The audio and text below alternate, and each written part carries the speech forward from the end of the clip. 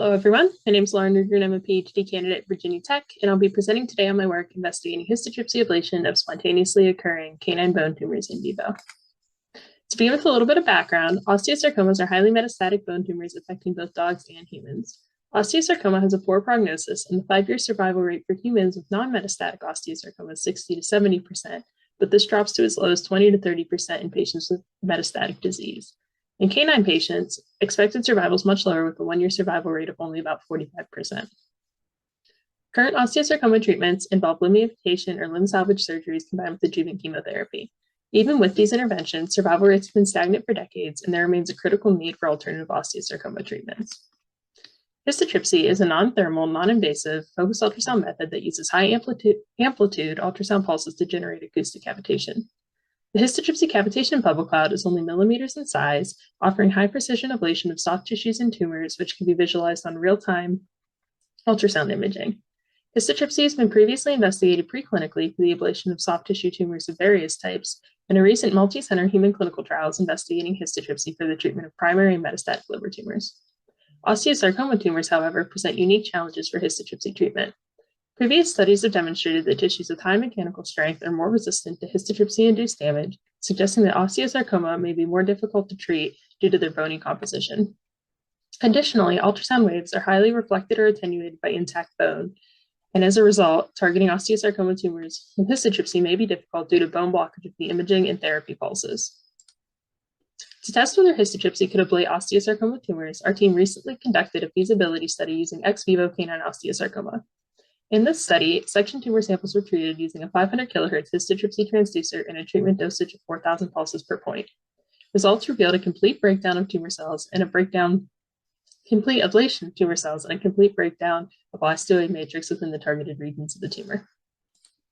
To build on the ex vivo findings, our team initiated the current treat and resect study investigating the in vivo safety and feasibility of histotripsy for treating osteosarcoma in dogs with spontaneous bone tumors. The experimental workflow followed in the study shown here. Briefly, pre-treatment CT images were collected at the time of patient enrollment to characterize the tumor. On the day of histotripsy treatment, patients were placed under anesthesia and the skin overlying the tumor was shaved. Next, the histotripsy transducer was coupled to the patient using a bowl filled with degassed water, and treatment margins contained within the tumor were programmed within our custom software. 1 day following histotripsy ablation, the canine patients received a post-treatment CT scan before undergoing surgical resection of their tumor via limb amputation. After amputation, treated tissues were collected for histological analysis to validate the success of histotripsy ablation. Additional blood and tissue samples were taken before and after histotripsy treatment to investigate the immunological impacts of a single histotripsy ablation on canine osteosarcoma. For more details on this component of the study, please reference Dr. Elena Hayes' presentation in the same session at this symposium. Overall, we hypothesized that histotripsy can be used as a non-invasive, limb-sparing, and immune-stimulating ablation method for the treatment of osteosarcoma and other primary bone tumors.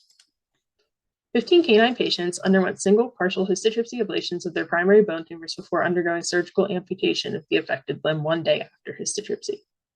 Spherical volumes ranging from 1¼ to 3 centimeters in diameter were targeted during histotripsy and treated with a 500 kHz transducer using single cycle pulses applied at a pulse repetition frequency of 500 Hz. An initial cohort of 5 canine patients were treated at a treatment dosage of 500 pulses per point, which was increased to 1,000 pulses per point for the remaining 10 dogs. The histotripsy system used in the study is shown on the left, and an example ultrasound image of the histotripsy bubble cloud contained within a patient tumor shown on the right. Because of bone shadowing in the ultrasound image for some of the patients, passive cavitation detection, or PCD, was used as an alternative mechanism to confirm bubble cloud generation. Similar PCD signals were generated in all patients, regardless of whether or not a bubble cloud could be visualized on ultrasound imaging. And an example PCD waveform collected during treatment can be seen on the right, with the reflected bubble cloud signal boxed in red. Of the 15 dogs treated in the study, 11 were male and 4 were female. 15 tumors were treated with final histological diagnoses of 13 osteosarcoma and 2 chondrosarcoma. The tumors varied in composition and presentation location, and the compositions ranged from lytic bone and soft tissue to proliferative bone.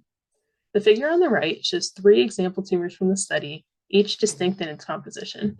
Regardless of the composition of the tumor being treated, generation of cavitation bubble clouds was confirmed in all 15 patients using ultrasound imaging and/or passive cavitation detection. Ultrasound visible bubble clouds were generated in 9 of the 15 patients with varying severities of prefocal skin cavitation observed on the ultrasound image in 12 dogs. Both focal and prefocal cavitation can be seen in the images on the screen. In the left two videos, the bubble cloud is clearly visible on ultrasound within the tumor. In the right video, the bony composition of the tumor is causing bone shadowing in the ultrasound image, making it difficult to see the bubble cloud. In this video, however, prefocal cavitation of the skin surface is clearly visible above the region of shadowing. At a treatment dosage of 500 pulses per point, histological results showed regions of effective cell ablation for all samples, regardless of tumor composition, with only rare foci of viable tumor cells remaining after treatment. A reduction in cell nuclei is seen, replaced by acellular debris and hemorrhage. Results from one patient are shown here. Another example from the 500 pulses per point group is shown here. Grossly, the treated tumor is obvious as a large region of hemorrhage and tissue necrosis not seen in the untreated volume of the tumor.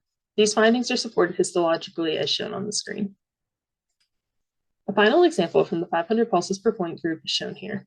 This patient had significantly more osteoid matrix in the treated region of the tumor, evident both grossly and histologically. Notably, the histology from this patient showed a complete removal of viable tumor cells in the sectioned region, but large areas of the osteoid matrix remained intact after treatment.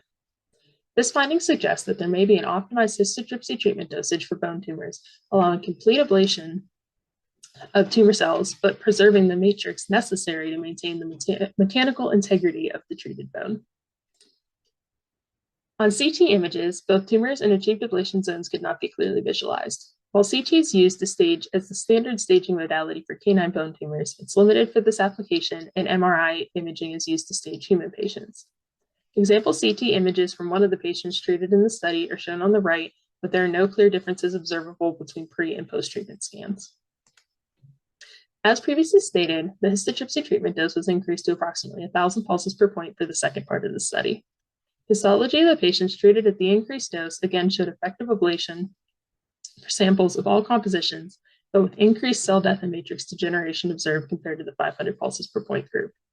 Example histology images taken at a low magnification are shown here, with a clear region of acellular debris present after treatment in the center of the image on the right. Results from another patient treated at 1,000 pulses per point are shown here. Histotripsy-induced damage was achieved within targeted regions in the medullary cavity of the affected bone for this patient, boxed on the left. Histological results again showed a reduction in viable neoplastic cells and an increase in hemorrhage, necrosis, and acellular debris. Images from a final osteosarcoma patient can be seen on this slide, with a significant reduction in the number of viable tumor cells observed histologically after treatment. For all patients treated, there were no significant differences observed grossly or histologically between patients with and without bubble cloud visibility on ultrasound. In summary, the results of this work demonstrate for the first time histotripsy's ability to ablate primary bone tumors in vivo. Effective bone tumor ablation was achieved in osteosarcoma and chondrosarcoma tumors of varied compositions, and all patients tolerated histotripsy treatment well with no significant adverse events. Significant challenges remain to accurately monitor bubble clouds during bone tumor treatments and improve methods for cavitation monitoring, such as multi-element transmit and receive systems for 3D cavitation mapping should be considered for future studies. Ongoing studies are investigating the immunological effects following histotripsy at various time points in small and large animal models. For more details on this analysis, please see Dr. Elena Hayes' presentation at this symposium titled Investigating the Immunological Outcomes of Histotripsy Treatment for Canine Osteosarcoma. Additionally, future studies are planned to investigate the histotripsy ablation of complete osteosarcoma tumors and to optimize post-treatment assessment protocols, including replacing CT imaging with MRI imaging for canine histotripsy patients. I'd like to thank the members of the Vlisavljevic Lab for their help and support, as well as Drs. Tui and Hay at the Animal Cancer Care and Research Center for their partnership on this project. I'd also like to thank our funding sources listed on the bottom of the slide here, particularly the Focus Ultrasound Foundation for financially supporting this project. Thank you.